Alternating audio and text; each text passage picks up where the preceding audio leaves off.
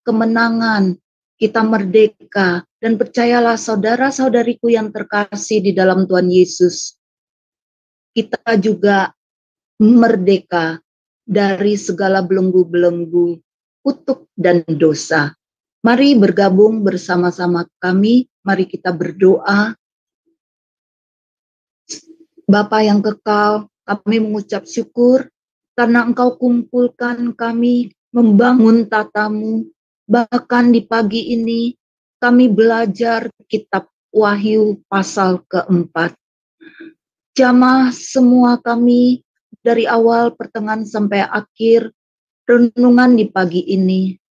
Biarlah isi hatimu Engkau sampaikan kepada hambamu Pak Daniel. Hikmat, pewahyuan, penglihatan daripadamu, pendengaran, selama beliau menyampaikan, dan kami juga dalam namamu Tuhan Yesus yang mendengar renungan di pagi ini, boleh mendapat sesuatu yang luar biasa bagi pengetahuan pengenalan kami akan Engkau. Jamah seluruh peralatan yang kami gunakan, jamah kami yang terlibat langsung maupun tidak di belakang layar, jamah kami dengan seisi rumah kami. Kami ikat kuasa-kuasa kegelapan tidak bisa mengganggu dalam bentuk apapun. Dan kami lepaskan dari surga perlindunganmu, damai sejahteramu melindungi kami. Terima kasih Bapa.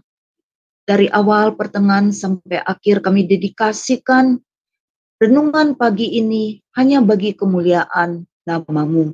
Terima kasih Bapa, dalam namamu kami berdoa, haleluya, amin.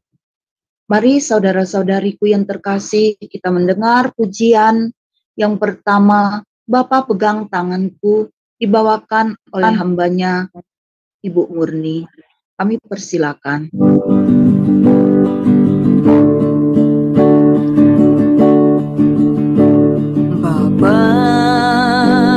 Pegang tanganku, Bapa, ku rindu selalu berada dekatmu, melihat senyummu, Bapa, ku mengasihimu.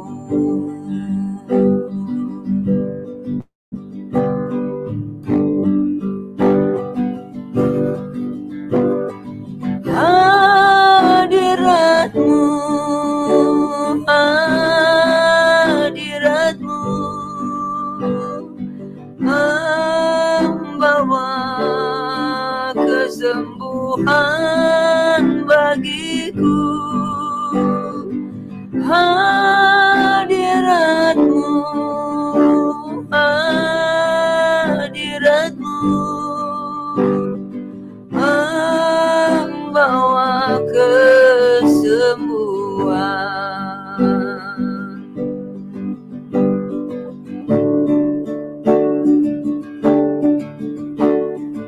Bapa pegang tanganku, Bapa, ku rindu selalu berada dekatmu, melihat senyummu, Bapa, ku mengasihimu.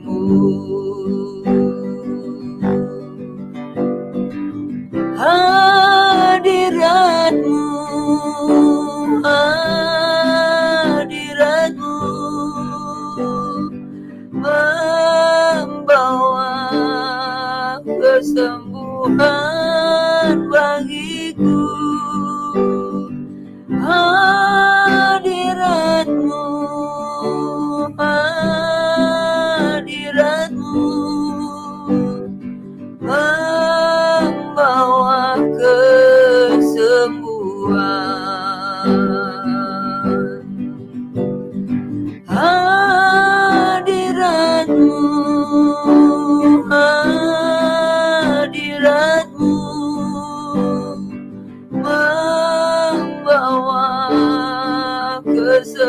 Tuhan bagiku, hadiratmu, hadiratmu membawa kesembuhan, membawa kesembuhan.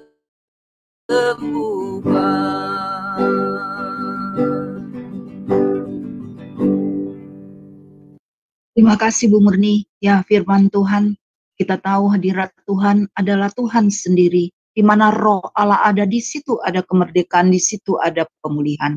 Terima kasih untuk hambanya yang dengan setia dan tekun selalu membawakan puji-pujian di Sema Adonai. Terima kasih. Dan saudara-saudariku yang terkasih di dalam Tuhan Yesus, mari kita buka kitab kita, Wahyu pasal 4, yang akan dibawakan oleh hambanya Pak Antara. Kami persilakan. Terima kasih, Bu Ana. Pembacaan kitab Wahyu pasal yang keempat, ayat 1 sampai dengan ayat 11. Ke-24 buah-buah dan keempat binatang. Kemudian daripada itu aku melihat sesungguhnya sebuah pintu terbuka di surga, dan suara yang dahulu yang telah kudengar berkata kepadaku seperti bunyi sangkakala, katanya, naiklah kemari dan aku akan menunjukkan kepadamu apa yang harus terjadi ini. Segera aku dikuasai oleh roh, dan lihatlah sebuah tahta terdiri di surga, dan di tahta itu duduk seorang.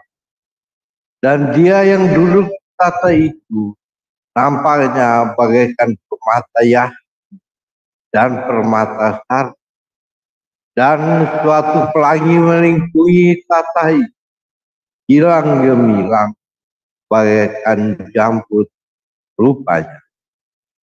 Dan sekeliling takhta itu ada 24 tahta, dan di tahta-tahta itu duduk 24 buah-buah yang memakai pakaian putih dan mahkota emas di kepala mereka. Dan dari tahta itu keluar kilat dan bunyi guruh yang menderu, dan 7 obor menyala-nyala di hadapan takhta itu. Itulah 7 roh Allah. Dan di hadapan takhta itu ada lautan kaca bagaikan kristal. Di tengah-tengah tahta itu dan di sekelilingnya ada 4 makhluk penuh dengan mata di sebelah muka dan di sebelah belakang. Adapun makhluk yang pertama sama seperti singa, dan makhluk yang kedua sama seperti anak lembu, dan makhluk yang ketiga mempunyai muka seperti muka manusia, dan makhluk yang keempat sama seperti burung nasar yang sedang terbang. Dan keempat makhluk itu masing-masing bersayap 6 sekelilingnya, dan di sebelah dalamnya penuh dengan mata, dan dengan tidak berhenti-hentinya mereka berseru siang dan malam, Kudus, kudus, kuduslah Tuhan Allah yang Maha Kuasa, yang sudah ada dan yang ada dan yang akan datang. Dan setiap kali makhluk-makhluk itu mempersembahkan puji-pujian dan hormat dan ucapan syukur kepada Dia yang duduk di atas takhta itu dan yang hidup sampai selama-lamanya. Maka tersungkurlah ke-24 buah-buah itu di hadapan Dia yang duduk di atas takhta itu, dan mereka menyembah Dia yang hidup sampai selama-lamanya. Dan mereka melemparkan mahkotanya di hadapan takhta itu sambil berkata, "Ya Tuhan dan Allah kami, Engkau layak menerima puji-pujian dan hormat dan kuasa, sebab Engkau telah menciptakan segala sesuatu, dan oleh karena kehendak semuanya itu ada dan diciptakan." Demikianlah firman Tuhan. Amin. Amin. Terima kasih Pak Fran yang sudah membacakan bagi kita pada pagi ini Kitab Wahyu pasal 4. Mari kita ini saatnya hambanya Pak Daniel Palungan Demin memberkati kita dengan sharing Kitab Wahyu ini. Waktu dan tempat kami persilakan. Terima kasih Bu Adasa atas kesempatan pada pagi hari ini. Nah, saudara-saudara yang kekasih di dalam Tuhan, kita sudah mendengarkan satu pembacaan bagian firman Tuhan dari Wahyu pasal 4 ayat 1 sampai 11. Ini adalah sebuah vision, ya, penglihatan yang dialami oleh Yohanes ketika dia ada di Pulau Patmos. Nah, ini adalah sebuah pola yang dipakai oleh Tuhan di dalam Alkitab untuk menyatakan dirinya kepada umatnya, memperkenalkan dirinya kepada umatnya. Ya. Ada dua pola, yaitu pola secara umum yang disebut sebagai penyataan umum, ya, meliputi alam semesta, hati nurani, dan sejarah bangsa-bangsa, khususnya bangsa Israel. Dan pola khusus atau penyataan khusus yang ada 10 cara Tuhan menyatakan diri. Salah satunya adalah melalui penglihatan atau visi, dan itu terjadi di dalam perjanjian lama dan di perjanjian baru. Nah, jadi apa yang Yohanes alami di dalam Wahyu pasal 4 dan pasal 5 ini bukan sesuatu yang baru terjadi, tetapi ini adalah satu peristiwa yang berulang yang dialami oleh hamba-hamba Tuhan di dalam Alkitab. Nah, jadi saya percaya penglihatan, ya, Tuhan bisa pakai, tetapi saya juga mesti hati-hati dengan orang yang sedikit-sedikit saya melihat, ya kan? Dan apa yang dilakukan oleh yang dialami oleh Yohanes ini itu sungguh-sungguh dapat dipercaya karena itu terkonfirmasi di dalam Alkitab bagian yang lain. Ya, nanti saya akan sampai ke situ, tapi saya bacakan dulu. Kemudian daripada itu aku melihat, nah, penglihatan.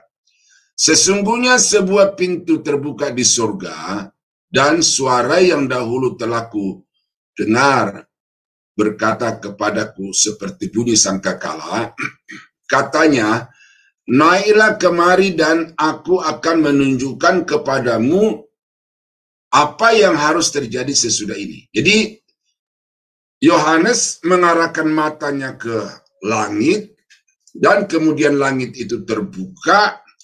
Dia melihat, nanti akan kita ke bawah, tetapi suara dari surga itu berseru, dan ini bukan suara baru, ini suara yang sudah pernah bersuara di dalam pasal 1 ayat yang ke-10 dan 11.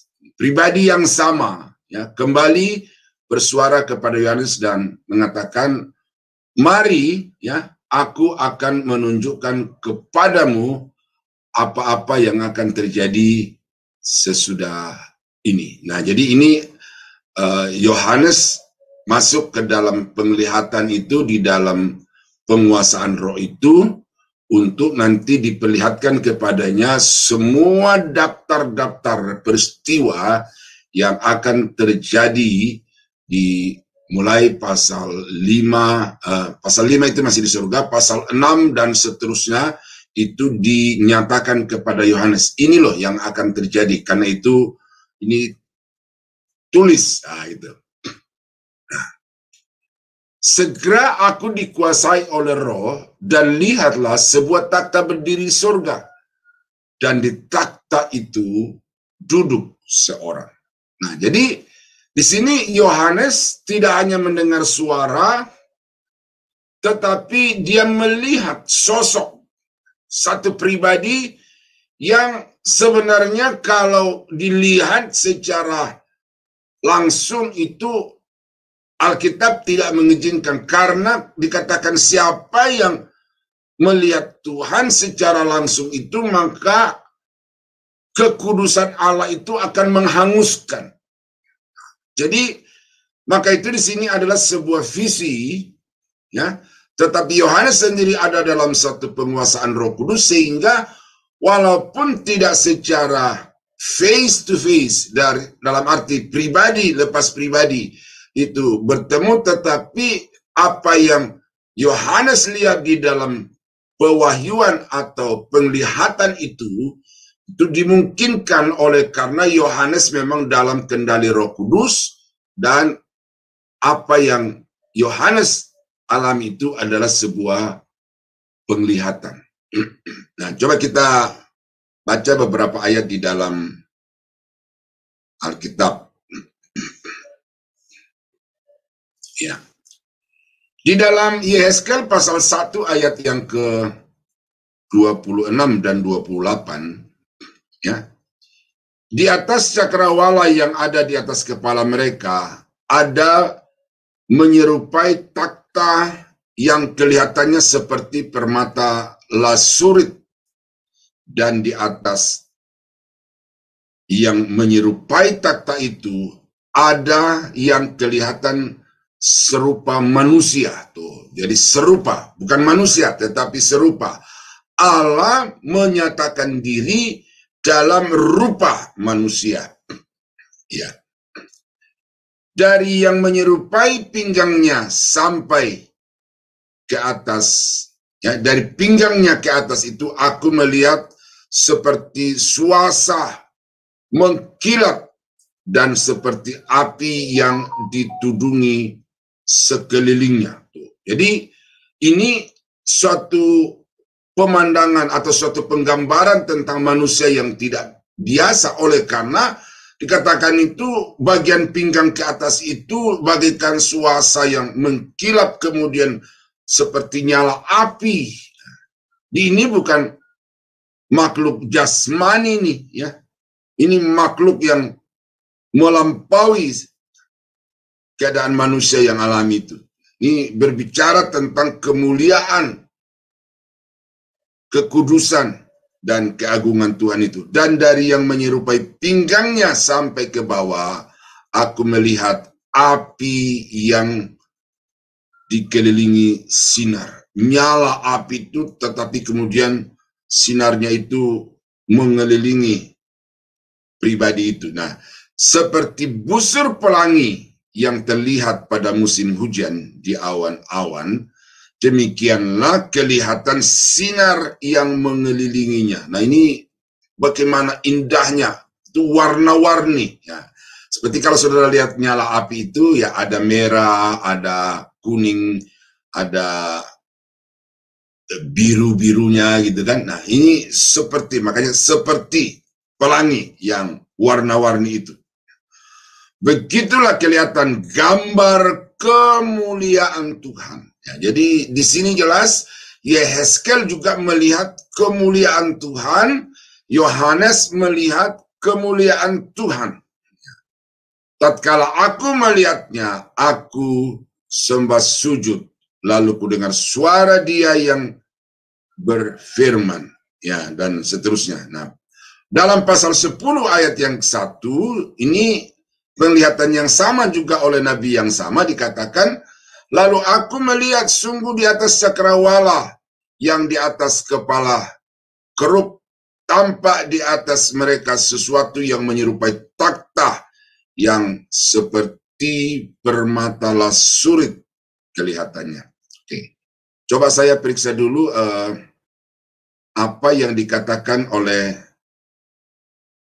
Tuhan kepada Nabi Yeskel itu ya. Saya baca pasal ya.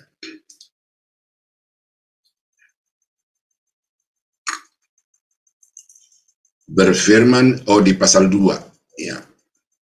Firman-Nya kepadaku, hai anak manusia, bangunlah dan berdiri, karena aku hendak berbicara dengan engkau. Ya. Sementara ia berbicara dengan aku, kembalilah rohku ke dalam aku, dan ditegaknya aku. Kemudian aku mendengar dia yang berbicara kepadaku, firman-Nya kepadaku, hai anak manusia, aku mengutus engkau kepada orang Israel, kepada bangsa-bangsa pemberontak. Ini panggilan Yehezkel yang kemudian dia mendapat tugas untuk menjadi pemberita firman Allah kepada bangsa Israel. Tetapi sebelum penugasan itu diberikan kepada Yehezkel, Tuhan menyatakan diri di dalam kemuliaannya kepada Yehezkel.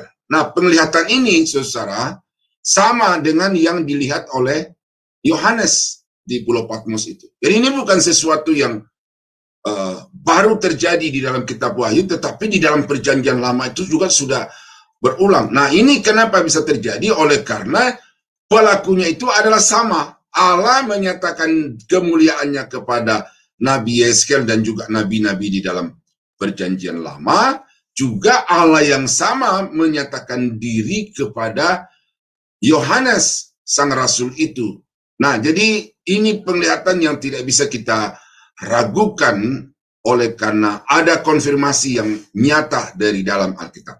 Nah, itu salah satu cara untuk saudara bisa menerima atau mempercayai apa yang dikatakan oleh seseorang itu. Kalau dia berkata, Tuhan berbicara kepadaku, aku melihat Tuhan, itu perlu ada konfirmasi karena banyak orang sekarang ini yang tidak bisa mengendalikan diri sehingga perasaan-perasaan subjektif itu dijadikan sebagai satu ajaran dogma di dalam kehidupannya dan kemudian ditularkan kepada orang-orang lain. Nah, jadi ini merupakan sesuatu pengalaman pribadi Yohanes yang memberikan kepada kita gambaran tentang siapa yang memanggil dan sedang berbicara itu kepadanya. Nah, ini seperti juga yang dilihat oleh Yeskel tadi di dalam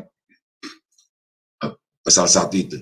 Dan dia yang duduk di takhta itu nampaknya bagaikan permata yaspis dan permata sardis, dan suatu pelangi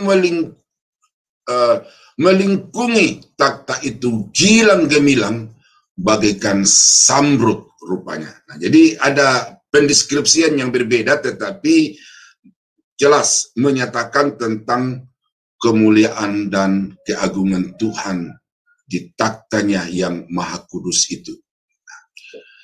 Dan di sekeliling takhta itu ada 24 takhta, dan di atas dan di takhta-takhta itu duduk 24 tua-tua yang memakai pakaian putih dan mahkota emas di kepala mereka. Nah, ini Yohanes juga melihat bagaimana ada 24 tua-tua.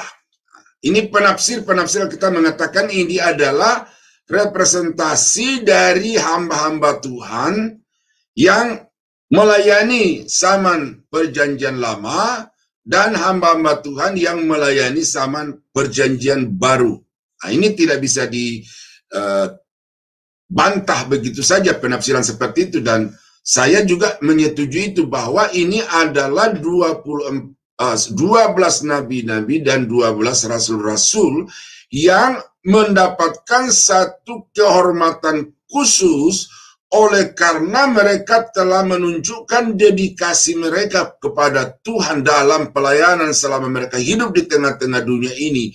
Bukan hanya untuk menyampaikan firman Allah yang disertai dengan mujizat dan tanda-tanda yang ajaib, tetapi juga mereka rela, bahkan merelakan dirinya untuk mengalami aniaya oleh karena tugas panggilan Tuhan itu. Dan oleh karena apa yang mereka lakukan itulah, maka mereka berhak untuk mendapatkan balasan dari Tuhan setimpal dengan apa yang mereka telah berbuat itu. Dan mahkota-mahkota di atas kepala mereka itu adalah satu wujud atau kenyataan bahwa mereka ini adalah pejuang-pejuang yang telah mencapai garis akhir perjuangan mereka. Mereka adalah pejuang-pejuang yang selama mereka berjuang atau bertanding di dalam gelanggang pelayanan yang Tuhan percayakan kepada mereka itu, maka mereka melakukan pelayanan itu dengan tanpa cacat celah. Itu sebabnya dikatakan mereka berpakaian putih. Mereka berpakaian putih, perbuatan-perbuatan mereka itu suci, perbuatan-perbuatan mereka itu benar di hadapan Tuhan. Nah, karena itulah Paulus berkata di dalam 2 Timotius 4 ayat 6 sampai 8 itu, dia berkata bahwa aku telah mengakhiri pertandingan yang baik. Aku telah memelihara iman. Nah, jadi Paulus dari titik awal dia dipanggil oleh Tuhan, oleh Yesus untuk melayani dia, sampai pada batas akhir Tuhan mengizinkan dia hidup dan melayani di dunia ini, itu dia berkata, aku telah memelihara iman dan aku telah mencapai garis akhir dengan baik. Ini satu tantangan bagi saya secara pribadi dan bagi saudara. Ya, saudara tidak bisa berpura-pura di mata manusia. Itu sebabnya kita melayani, saudara-saudara, kita tidak cukup melayani dengan otak, dengan kepala. Ya. Banyak rancangan-rancangan yang kita buat. Ya. Ya. Itu baik. Tuhan melengkapi kita dengan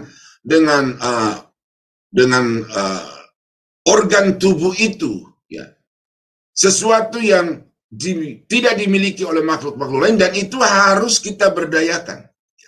Kasihilah Tuhan Allahmu dengan segenap hatimu, dengan segenap akal budimu, segenap jiwamu. Ini kita harus berdayakan.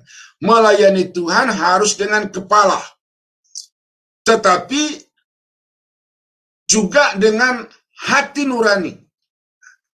Ini orang yang tahu maksud sesungguh dari semua rancangan kegiatan aktivitas pelayanan saudara itu, ya hanya saudara dengan Tuhan. Karena untuk penampilan-penampilan luar dari pelayanan, ibadah, dan aktivitas-aktivitas kerohanian kita, itu orang menilai apa yang mereka lihat, apa yang mereka rasakan. Dan karena itu pujian, ya, sanjungan datang dari mereka walaupun dengan tidak secara langsung. Tetapi apakah pujian sanjungan itu sesuai dengan apa yang saudara kerjakan? Nah, itu hati dari masing-masing kita itu perlu dijaga, saudara. Ya, saya tidak mau menghakimi dalam sampai di situ, tetapi dari praktek-praktek atau dari sejarah kenyataan yang saya lihat itu, saudara, ya, tadi malam Pak Thomas juga berbicara tentang bagaimana WL itu berzina dengan para singers, ya. Ini bukan sesuatu yang baru, saudara, ya. Ini sesuatu kenyataan yang terus berulang. Saudara bisa memanipulasi manusia dengan tampilan saudara di atas panggung, dengan nyanyian saudara, dengan suara yang mantap gitu, ya.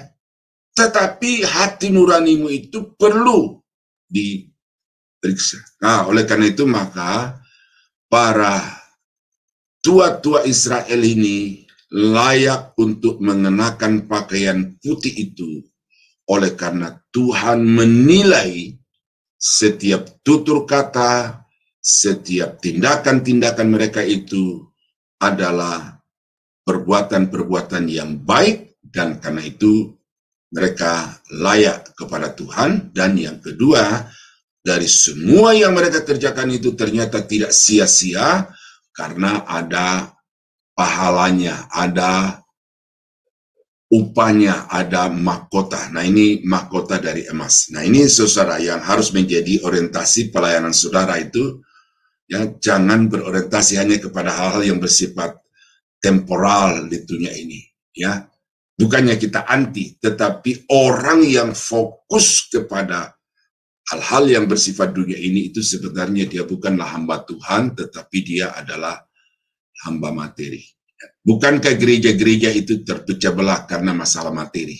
Bukankah pendeta-pendeta saling benci-membenci, saling cekal-mencekal, bahkan saling bunuh oleh karena hal-hal materi? Nah, apakah orang-orang seperti itu dapat dikatakan sebagai pelayan-pelayan yang benar, pelayan-pelayan yang berhak mendapatkan mahkota? Ini saya tidak perlu sebutkan data-datanya satu demi satu, tetapi saudara sendiri sudah bisa meraba itu, dan banyak sudah pernyataan-pernyataan yang saya dengar dari saudara-saudara di dalam ruangan ini. Nah, dan dari takhta itu keluar kilat dan bunyi guru yang menderu, dan 7 obor menyala-nyala di hadapan takhta itu. Itulah ketujuh roh Allah. Jadi kalau kita melihat tadi itu di atas itu bahwa ada api yang menyala-nyala, ya toh?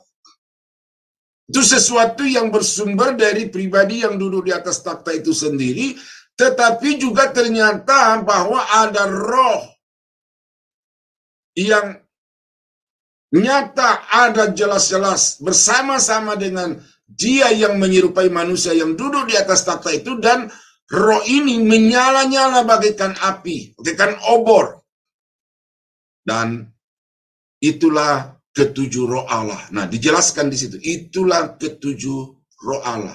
Nah, ini bukan berarti roh itu ada 7, tetapi kesempurnaan roh itu nyata dilihat oleh Yohanes di dalam penglihatan itu di hadapan Tuhan. Dan ini terpisah, ya, sekali lagi terpisah dari pribadi yang duduk di atas takhta itu. Bukan sesuatu yang menyatu, ya. Dia mengatakan bahwa Bapa itulah roh.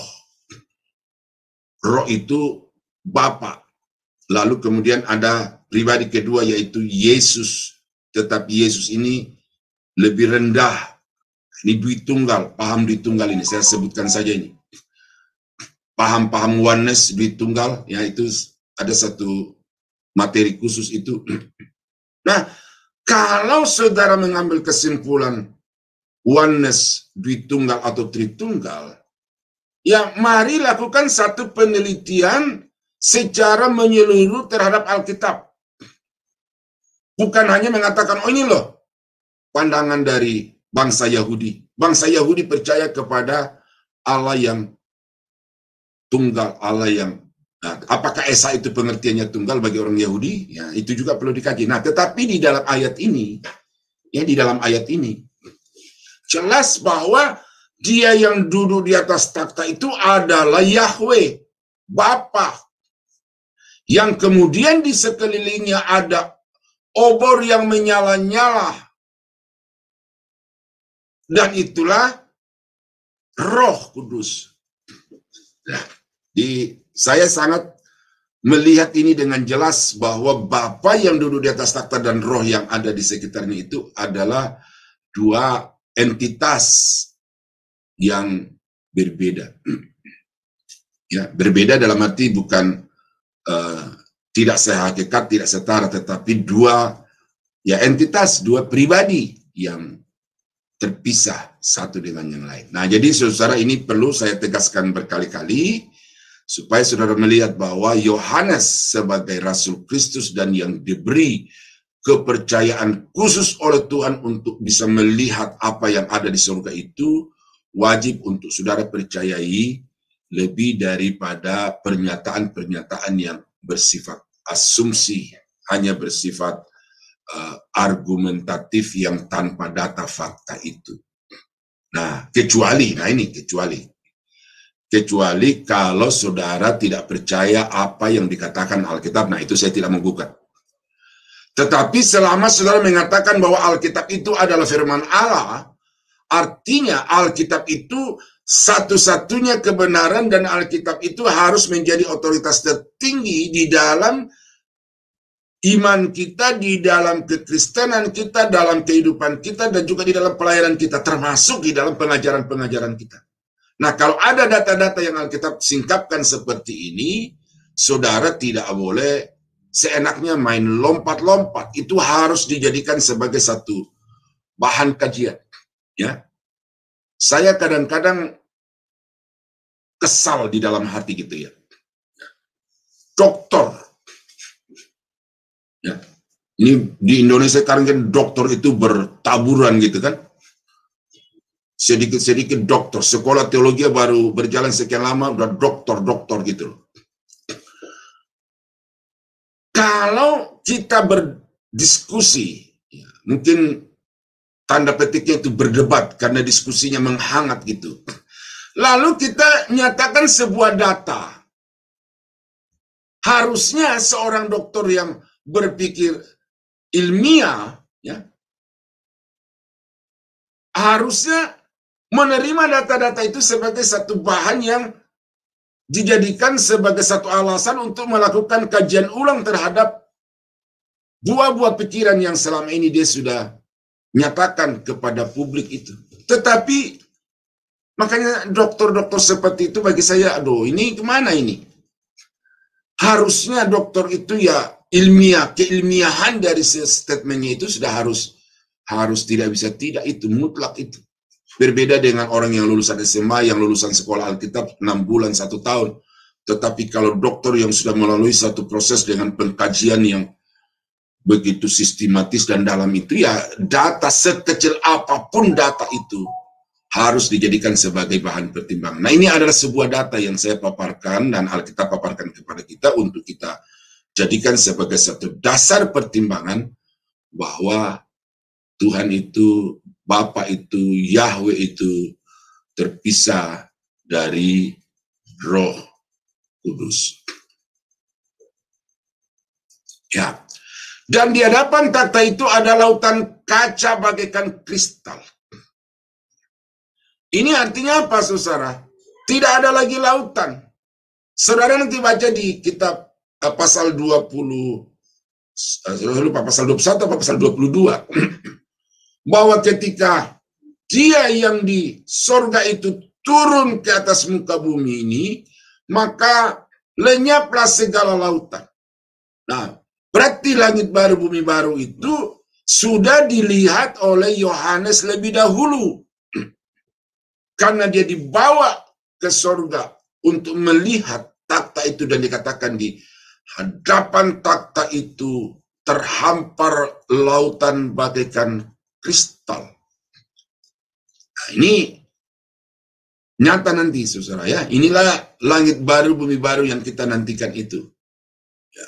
Di tengah-tengah takhta itu dan di sekelilingnya ada 4 makhluk penuh dengan mata di sebelah muka dan di sebelah belakang. Nah, ini adalah malaikat-malaikat yang penggambarannya itu berbeda dengan malaikat-malaikat lain itu. Ya, ini juga dikatakan di dalam,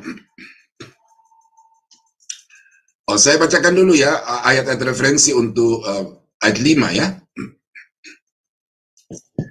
Di dalam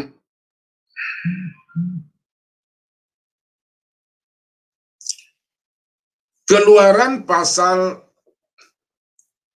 19 ayat yang ke-16. Ya.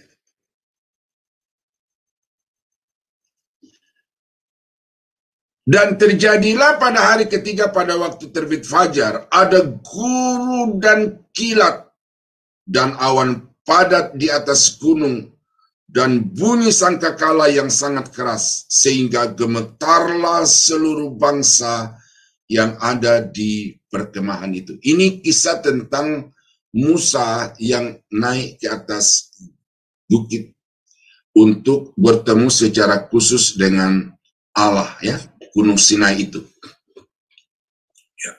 Dan pada waktu itu kemudian Tuhan menyatakan dirinya, ya, Tuhan menyatakan dirinya dalam satu penampakan yang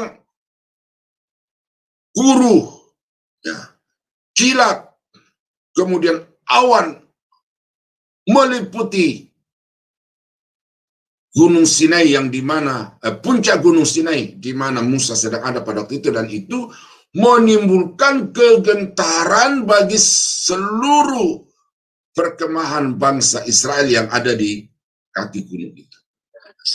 Suatu kehadiran Allah yang luar biasa. Nah, di dalam Yehezkel pasal 1 ayat 13, ya ini sama dengan pasal 4 pasal 5 itu ya. Di tengah makhluk-makhluk hidup itu kelihatan seperti bara api yang menyala, seperti suluh yang bergerak kian kemari di atas di antara makhluk-makhluk hidup itu, dan api itu bersinar, sedang dari api itu kilat sabung menyabung.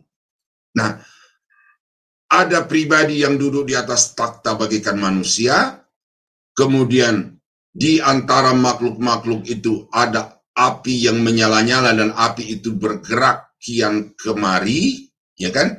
Menurut penglihatan Yehezkel ini seperti yang saya katakan tadi itu, ya, bahwa Bapa Yahweh dengan Roh Kudus itu terpisah, karena di sini Yahweh atau Bapa itu sedang duduk di atas takhtanya, sedangkan Roh ini bergerak kian kemari. Nah, jadi dua entitas yang berbeda. Satu di dalam rupa manusia, satu di dalam rupa api. Tetapi kedua-duanya mengeluarkan sesuatu bunyi atau suatu cahaya yang menggetarkan seluruh umat manusia. Dalam Zakaria pasal 4 ayat yang kedua, ya, maka berkatalah ia kepadaku, apa yang engkau lihat?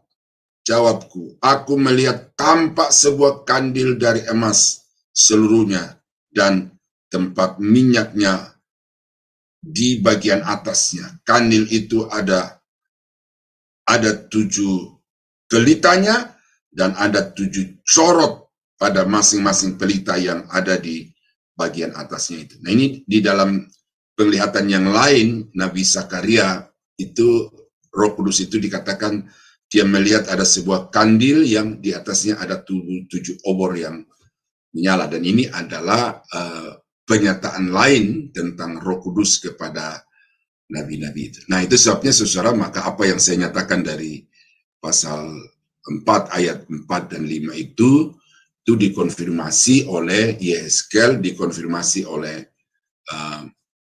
Zakaria. Kemudian apa yang ada di dalam ayat yang ke-6 ini, 4 makhluk itu, ya, penuh dengan mata baik di sebelah muka maupun di sebelah belakangnya.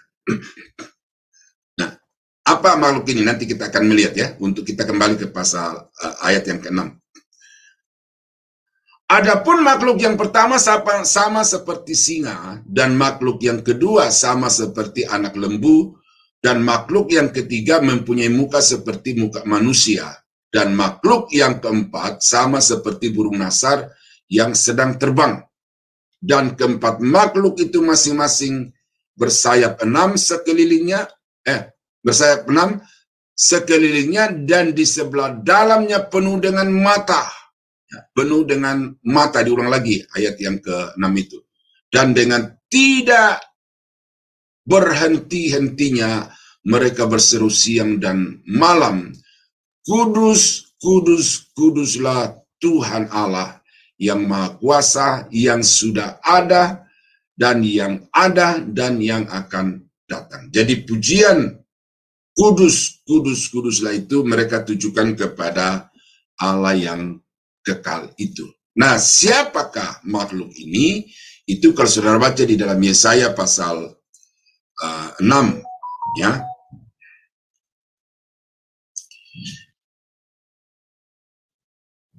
Itu adalah serafim.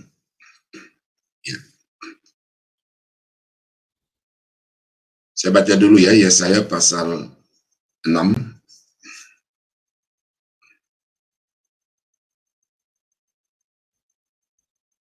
Ya. Saya baca mulai dari ayat 1. Dalam tahun matinya Raja Uzia, aku melihat Tuhan duduk di atas takhta yang tinggi dan menjulang, dan ujung jubahnya memenuhi bait suci. Para serafim berdiri di sebelah atasnya, masing-masing mempunyai 6 sayap, 2 sayap dipakai untuk menutupi muka mereka, 2 sayap dipakai untuk menutupi kaki mereka, dan 2 sayap dipakai untuk melayang-layang. Dan mereka berseru seorang kepada yang lain, Kudus, Kudus, Kuduslah Tuhan semesta alam, seluruh bumi penuh dengan kemuliaannya. Nah, itu penglihatan Nabi Yesaya dalam Perjanjian Lama, dan memberikan kepada kita satu keterangan yang lebih dengan apa yang dilihat oleh Yohanes. Walaupun juga nanti kita akan melihat bahwa apa yang dilihat Yohanes itu memiliki kelebihan atau ada penjelasan-penjelasan yang lebih dibandingkan dengan apa yang dilihat oleh Yesaya. Tetapi yang dikatakan oleh Yesaya itu adalah serafim, malaikat yang ditugaskan khusus oleh Tuhan untuk memuji, menyembah, dan juga untuk mengawal takhta kekudusan Tuhan itu. Nah, kemudian di dalam Yehezkel pasal 1 ayat yang ke-8, ya, pada keempat sisi mereka di bawah sayap-sayapnya tampak tangan manusia. Mengenai muka dan sayap mereka keempat adalah begini. Ya, seterusnya ya. Mereka saling menyentuh dengan sayapnya, mereka tidak berbalik atau berjalan masing-masing, berjalan lurus ke depan. Muka mereka kelihatan begini, keempatnya mempunyai muka manusia di depan, muka singa di belakang sebelah kanan, muka lembu di sebelah kiri, dan muka Raja Wali di belakang. Nah, ini sama dengan apa yang dilihat oleh Yohanes tadi itu.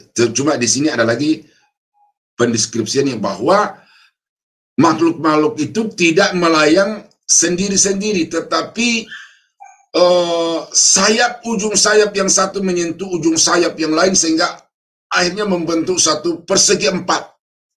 Dan di tengah-tengah dari persegi 4 itu duduklah yang menyerupai manusia di atas takhtanya itu. Nah, pasal 10 ayat yang ke-12 dari Yehezkel, ini saya sampaikan lagi ayat 12. Seluruh badan mereka, punggungnya, tangannya, sayapnya, dan roda-rodanya penuh dengan mata sekelilingnya, dan roda-roda mereka berempat juga.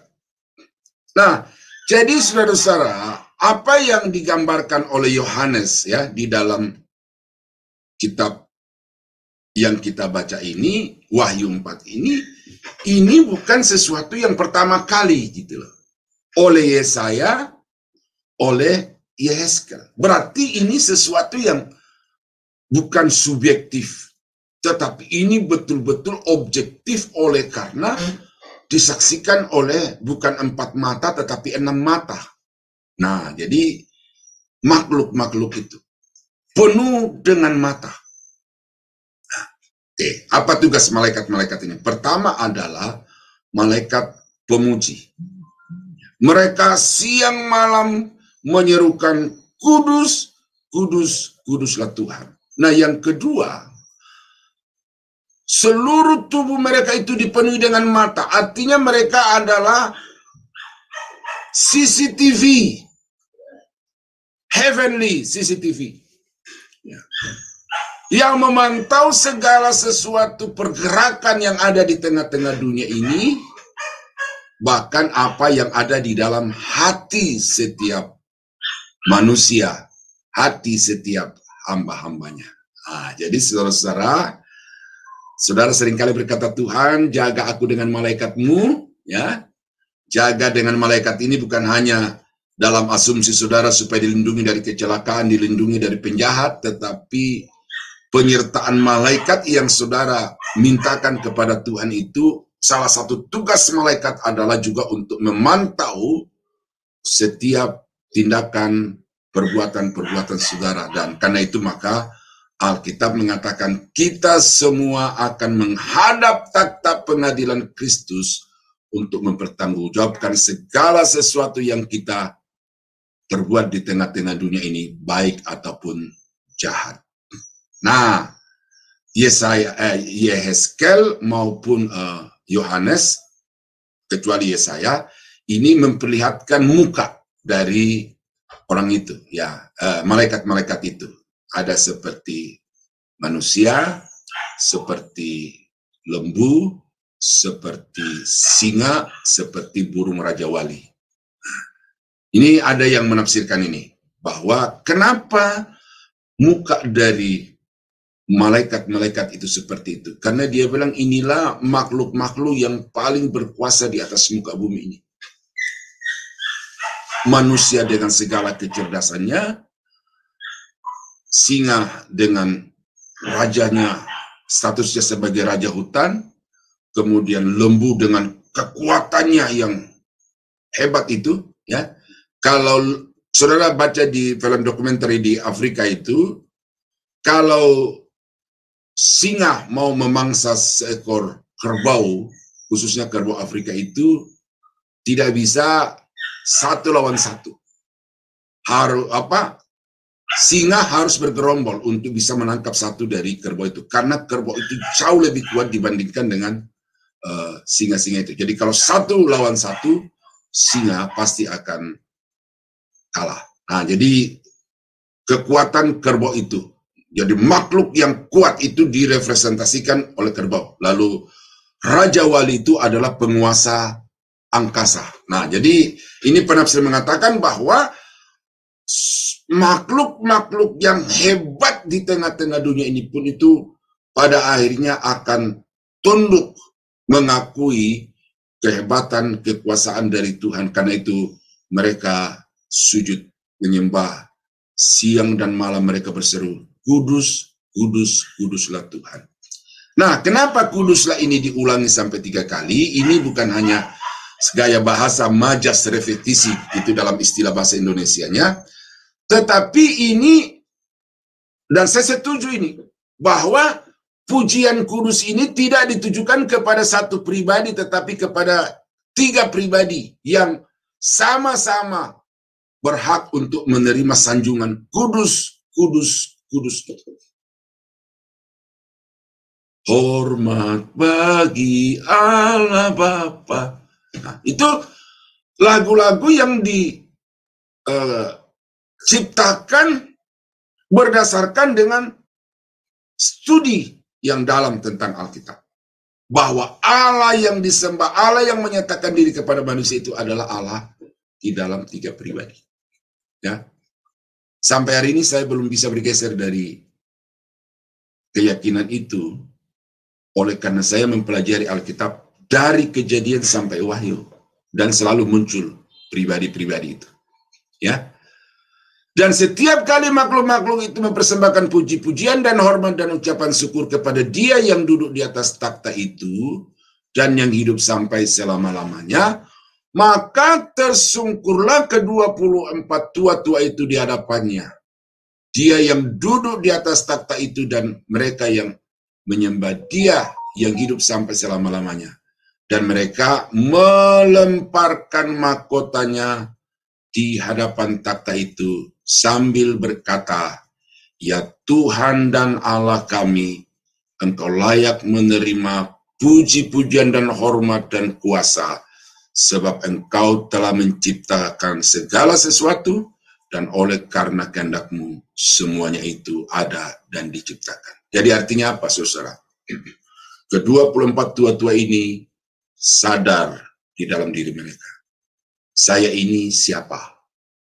Karena itu saya tidak berhak untuk menerima kemuliaan ini. tetapi kemuliaan ini harus dipersembahkan kepada Dia yang hidup sampai selama-lamanya. Karena itu mahkota di atas kepala mereka itu diambil lalu diletakkan di bawah kaki Dia yang duduk di atas takhta itu. Dan ini, saudara, adalah persembahan yang termulia dari seorang anak Tuhan, seorang hamba Tuhan kepada Tuhan yang disembah dan dilayaninya, yaitu mahkota. Karena itu mempersembahkan sesuatu kepada Tuhan bukan sekedar tenaga, pikiran, perasaan, harta, dan waktu. Tetapi berusahalah untuk mendapatkan mahkota itu sebanyak-banyaknya. Karena mahkota itu merupakan persembahan termulia dari saudara dan saya kepada Tuhan pada waktu kita ada di hadapannya. Orang kaya bisa memberi ratusan juta, bahkan miliaran. Tetapi tidak semua orang bisa mempersembahkan mahkota di kepalanya bagi Tuhan. Karena itu pasal 4 ini saudara memperlihatkan kepada kita bagaimana suasana sorga dan Dia yang duduk di atas takhta itu. Tetapi memperlihatkan kepada kita bahwa apa yang dapat kita persembahkan kepada Dia yang duduk di atas takhta itu bukan uang, bukan materi, juga bukan pikiran saudara, tenaga, waktu. Itu semua Tuhan punya, semua dari Tuhan. Tetapi Tuhan mau menerima dari kita persembahan mahkota kemuliaan, merupakan satu pencapaian hidup yang termulia di dalam hidup saudara selama melayani dan mengiringi Dia. Nah, ini kerinduan saya, kerinduan saudara dan saya, ya. Kita mau mendengarkan suara nanti di mana Tuhan berkata, "Sabaslah hai hambaku yang setia, engkau telah setia di dalam perkara yang kecil, aku akan memberikan kepadamu tanggung jawab di dalam perkara yang besar." Itu sapaan yang menggetarkan, ya. Itu sapaan yang membuat kita merinding, bahkan mencucurkan air mata untuk mendengarnya, karena kita dianggap layak untuk melayani Dia. Jadi 24 tua-tua Israel ini adalah standar yang harus dicapai oleh setiap pelayan-pelayan Tuhan selama ada di tengah-tengah dunia ini. Nah, bagaimana standar hidup mereka itu? Telusuri kehidupan nabi-nabi Tuhan perjanjian lama, telusuri kehidupan rasul-rasul dalam perjanjian baru. Apa yang membuat mereka mendapatkan mahkota itu? Tidak lain adalah karena mereka mempertaruhkan segenap kehidupan mereka untuk menegakkan keadilan, kebenaran di tengah-tengah dunia ini. Terpujilah nama Tuhan, kiranya Tuhan memampukan saudara dan saya untuk dapat tampil di hadapan Tuhan dengan kekudusan dan kemuliaan. Amin. Mari kita tunduk kepala, kita berdoa. Bapa Surgawi, Bapa yang Maha Mulia, kami berterima kasih karena pada hari ini kami sudah mendengarkan firman Tuhan dari Wahyu pasal 4. Kiranya apa yang Yohanes nyatakan kepada kami, ini merupakan sesuatu penggambaran target yang harus kami perjuangkan selama kami hidup di tengah-tengah dunia ini.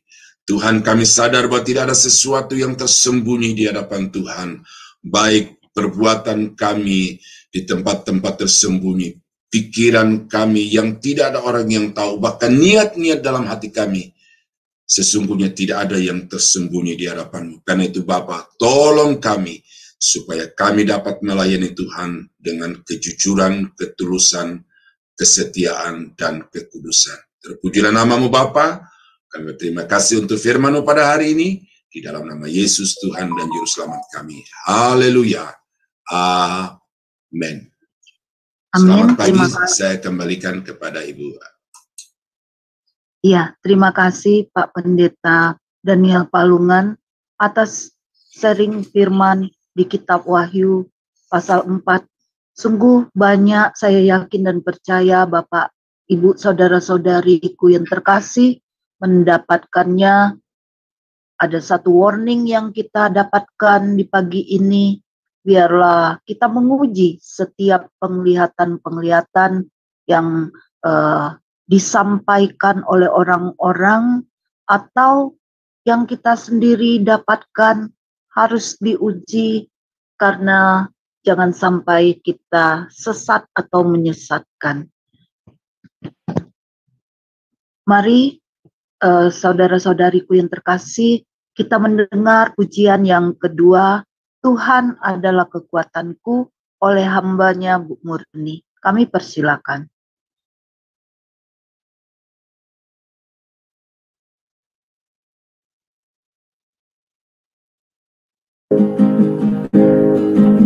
Tuhan adalah kekuatanku, bersama Dia ku takkan goyang. Ku kan terbang tinggi bagai Raja Wali, melakukan perbuatan yang besar.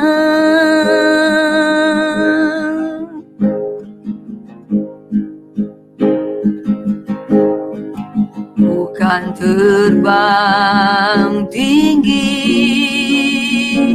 bagai Raja Wali dan melayang tinggi dalam kemuliaannya, biar bumi berguncang dan badai menerpa. Ku kan terbang tinggi bersama Dia.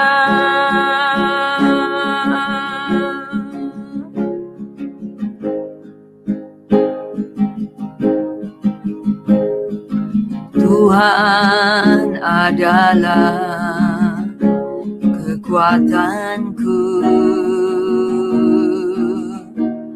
bersama Dia ku tak akan goyang.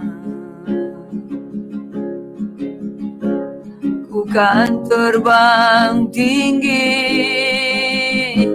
bagai Raja Wali, melakukan perbuatan yang besar.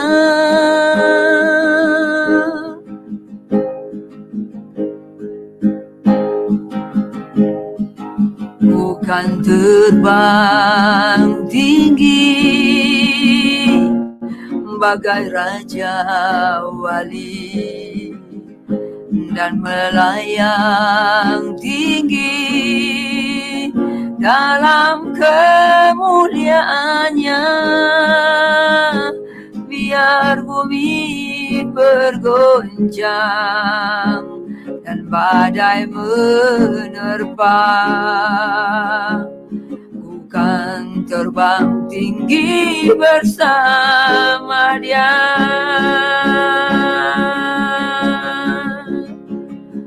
Ku kan terbang tinggi bersama Dia.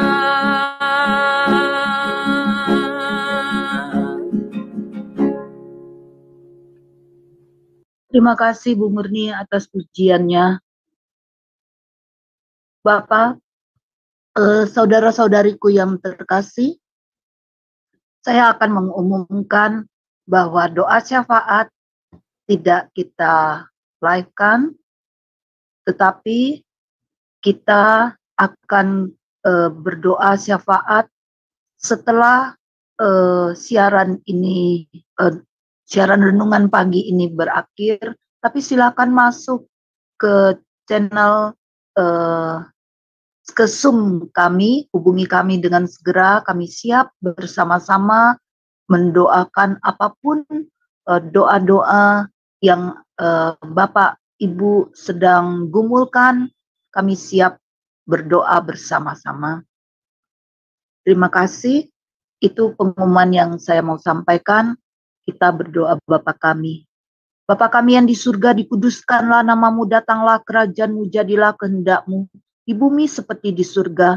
Berilah kami pada hari ini makanan kami yang secukupnya, dan ampunilah kami akan kesalahan dari Tuhan kita Yesus Kristus, serta persekutuan kuat kuasa Roh Kudus, kiranya menyertai kita sekalian dari sekarang sampai selama-lamanya. Di dalam nama Yesus, kami berdoa, kami akhiri renungan firman Tuhan pada pagi hari ini. Haleluya. Amin. Amin. Terima kasih Pak Daniel Palungan. Saudara-saudariku yang terkasih, dengan berakhirnya doa blessing, berakhir juga renungan pada pagi ini, dan kami mengajak, mari kita setiap pagi dengan setia untuk mengikuti pengajaran yang masih tentang kitab Wahyu, agar kita mendapatkan hikmat pewahyuan daripada Tuhan tentang rahasia-rahasia surgawi. Terima kasih. Shalom, shalom, shalom. Tuhan Yesus memberkati.